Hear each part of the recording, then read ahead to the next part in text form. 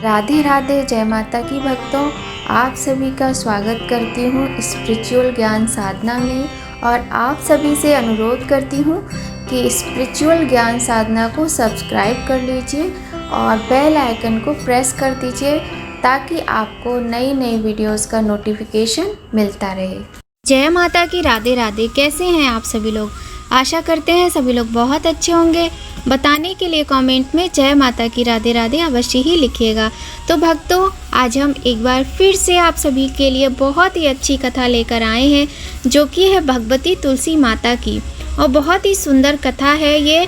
श्रीमद् देवी भागवत पुराण में इनके अवतरण की दिव्य लीला कथा भी बताई गई है। एक बार शिव ने अपने तेज को समुद्र में फेंक दिया था। उससे एक महा तेजस्वी बालक ने जन्म लिया, और ये कथा आपको अवश्य ही पसंद आएगी। तो आप सभी से कथा प्रारंभ करने से पहले एक निवेदन है कि यदि चैनल पर पहली बार आए हैं तो चैनल को सब्सक्राइब कर लीजिए और बेल आइकन को प्रेस कर दीजिए ताकि आपको महत्वपूर्ण वीडियोस का नोटिफिकेशन समय पर मिलता रहे। तो भक्तों, चलिए प्रारंभ करते हैं आज की ये अति सुंदर कथा। बोलिए गणेश भगवान की जय, बोलिए गौरी शंकर भगवान की जय, लक्ष्मी नारायण भगवान की जय, तुलसी मैया की जय। तो भक्तों, सबसे पहले हम आपको बताते हैं कि श्रीमद् देवी भागवत पुराण में इनके अवतरण की दिव्य लीला की कथा बताई गई है, जिसे आज हम आपको सुनाने वाले हैं। तो चलिए प्रारंभ करते हैं।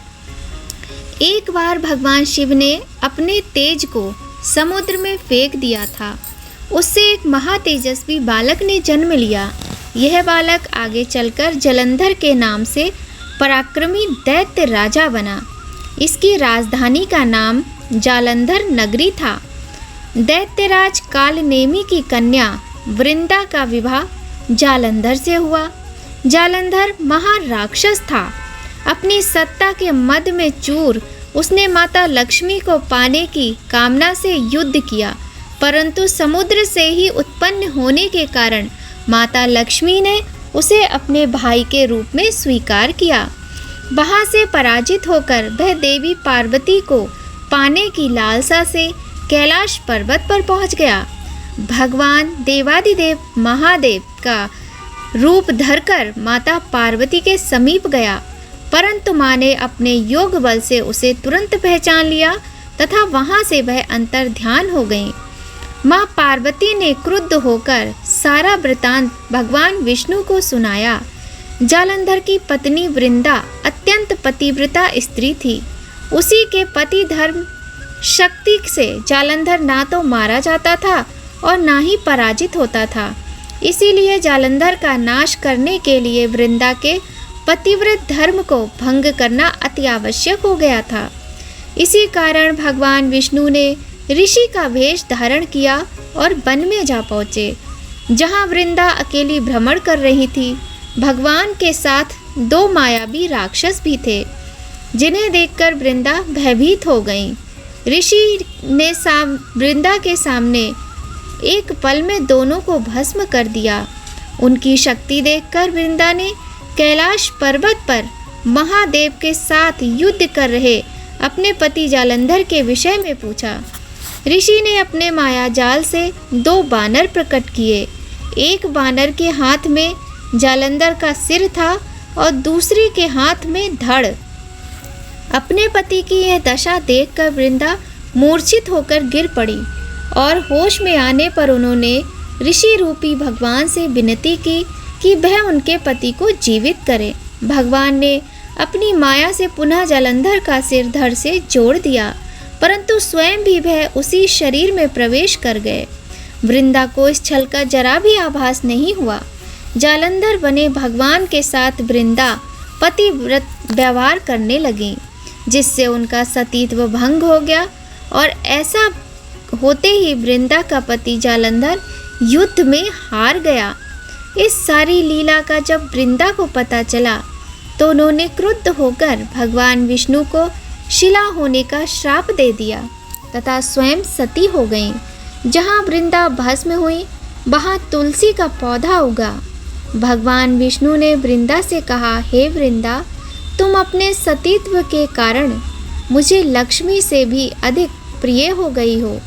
अब तुम तुलसी के रूप में सदा मेरे साथ रहोगी। जो मनुष्य मेरे शालिग्राम रूप के साथ तुलसी का विवाह करेगा उसे इस लोक और परलोक में विपुल यश प्राप्त होगा। जिस घर में तुलसी होती है वहाँ यम के दूत भी असमय नहीं जा सकते। गंगा व नर्मदा के जल में स्नान तथा तुलसी का पूजन बराबर माना जाता है। चाहे मनुष्य कितना भी पापी क्यों न हो, मृत्यु के समय जिसके प्राण मंजरी रहित तुलसी और गंगा जल मुख में डालकर निकल जाते हैं, वह पापों से मुक्त होकर वैकुंठ धाम को प्राप्त होता है। जो मनुष्य तुलसी व आंवलों की छाया में अपने पितरों का श्राद्ध करता है उसके पितर मोक्ष को प्राप्त हो जाते हैं। उसी दैत्य जालंधर की यह भूमि जलंधर नाम से विख्यात है। सती वृंदा का मंदिर मोहल्ला कोट किशन चंद में स्थित है। कहते हैं इस स्थान पर एक प्राचीन गुफा थी जो सीधी हरिद्वार तक जाती थी।